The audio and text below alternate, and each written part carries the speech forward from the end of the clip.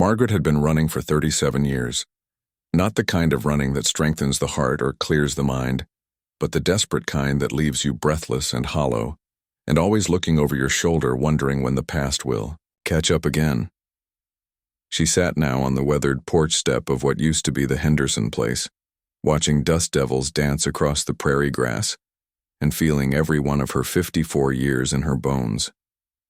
The bruise around her left eye had faded to a sickly yellow, and the cuts on her knees were finally starting to heal, but the deeper wounds, the ones that never showed, were as fresh as they had been 3 decades ago. "This is the last time I run," she whispered to the wind, and meant it with every fiber of her being. The sound of hoofbeats made her look up, and there he was, riding across the field like something out of an old Western movie. His name was Samuel, and he had been nothing but kind to her since she had stumbled onto his property 6 weeks ago, looking like a scarecrow in a torn white dress. He was in his late 50s, with silver threading through his dark hair and hands that had seen honest work for most of his life. Samuel dismounted and tied his horse to the fence post, then walked over with that easy gait of his that never seemed hurried, but somehow covered ground faster than most people could manage at a brisk walk. He settled down on the step beside her, leaving just enough space to be respectful but close, enough that she could feel the warmth radiating from him. "Penny, for your thoughts," he said, and his voice held that same gentle quality that had made her trust him from the very beginning. Margaret turned to look at him, really look at him the way she had been afraid to do with any man for more years than she cared to count. His eyes were the color of coffee with cream, and they held no shadows, no hidden anger, no promises that would turn to threats before the sun went down.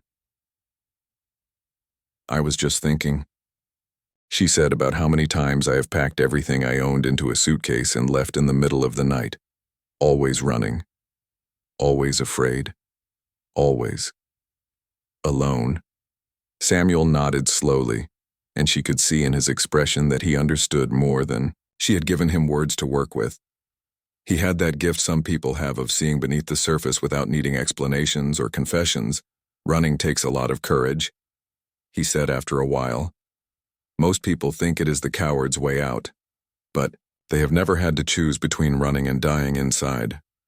Margaret felt something loosen in her chest, something she had been holding tight for so long that she had forgotten what it felt like to breathe freely. She had expected judgment from him, or pity, or worse yet, the kind of aggressive protectiveness that was just another form of control. But Samuel offered none of those things. He offered understanding, and that was rarer than gold. "I grew up in a house where my father threw dishes." When he was angry, she found herself saying, and immediately wondered why she was sharing something so personal. The words seemed to have their own will tonight. "My mother would sweep up the pieces and set the table again as if nothing had happened. I swore I would never live like that." And yet she trailed off because finishing that sentence would mean admitting that she had spent most of her adult life doing exactly what her mother had done, just in different houses with different men who all seemed to find the same dark pleasure in making someone smaller feel even smaller. "Yet here you are," Samuel said, and there was no judgment in his voice, only recognition. "You kept your promise to yourself in the only way you knew how." Margaret looked at him with surprise because no one had ever framed her story that way before. Everyone else had seen her as weak as a woman who could not make up her mind or learn from her mistakes.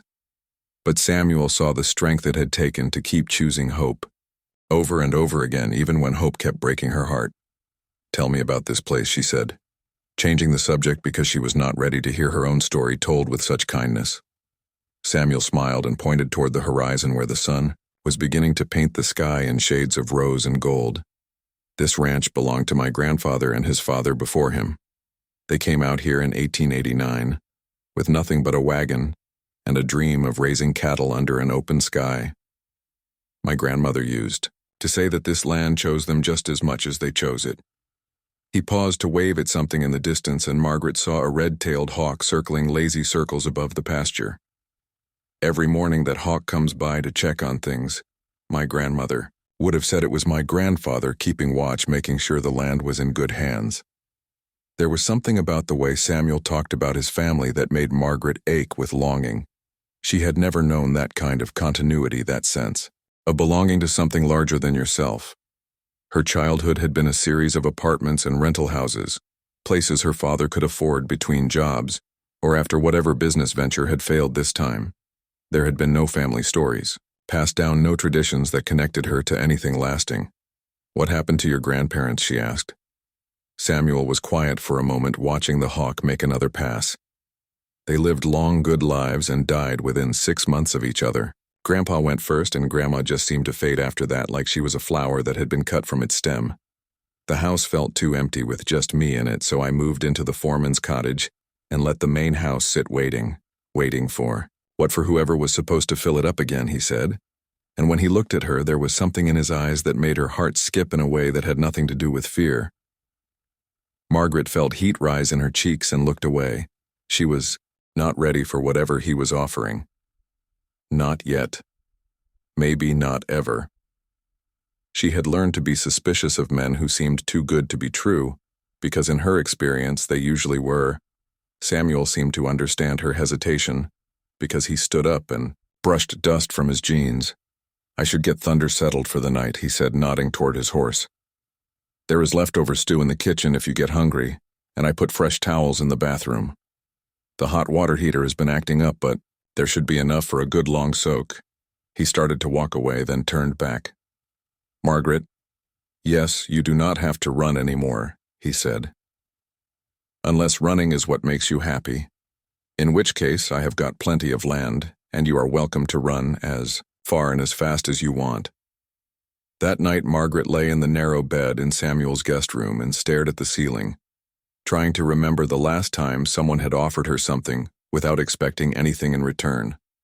The men in her past had all been takers in one way or another. They took her youth, her confidence, her ability to trust her own judgment. They took and took until there was nothing left but the hollow shell of who she used to be. But Samuel seemed different. He gave her space when she needed it, conversation when she wanted it, and silence when words felt like too much.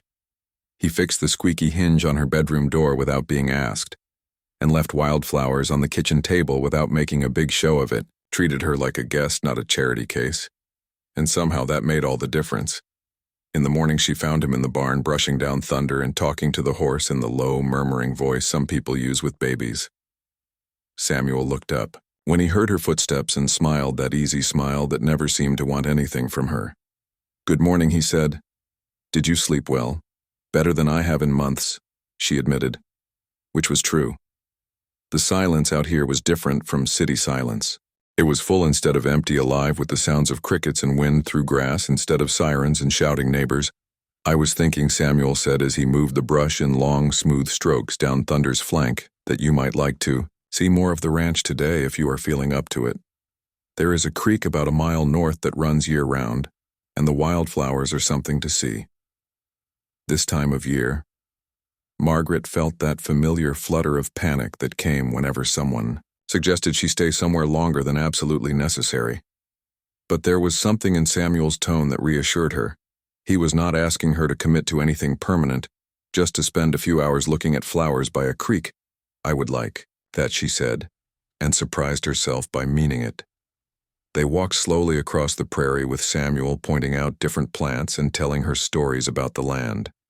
A red-winged blackbird scolded them from his perch on a fence post, and Samuel tipped his hat to the bird like they were old friends. The gesture was so naturally courteous, so unconsciously kind, that Margaret felt something crack open inside her chest. When they reached the creek, Margaret sat down on a sun-warmed boulder and watched the water dance over smooth stones. Samuel sat a little ways away on a fallen log, and for a while they just listened to the sound of moving water and meadowlarks calling to each other across the grass. "This is beautiful," she said. "Finally." Samuel nodded. "It is my grandmother's favorite spot. She used to bring me here when I was little, and we would hunt for interesting rocks or just sit and watch the clouds. She said this creek knew secrets that the rest of the world had forgotten." "What kind of secrets?" "The kind that teach you how to be still," he said. "How to let time move over you instead of always racing against it. How to trust that tomorrow will come, whether you worry about it or not." Margaret picked up a smooth stone and turned it over in her palm, wondering what it would be like to live without constantly planning her escape route from every situation. Samuel had been nothing but patient with her, but she still found herself noting the distance to the main.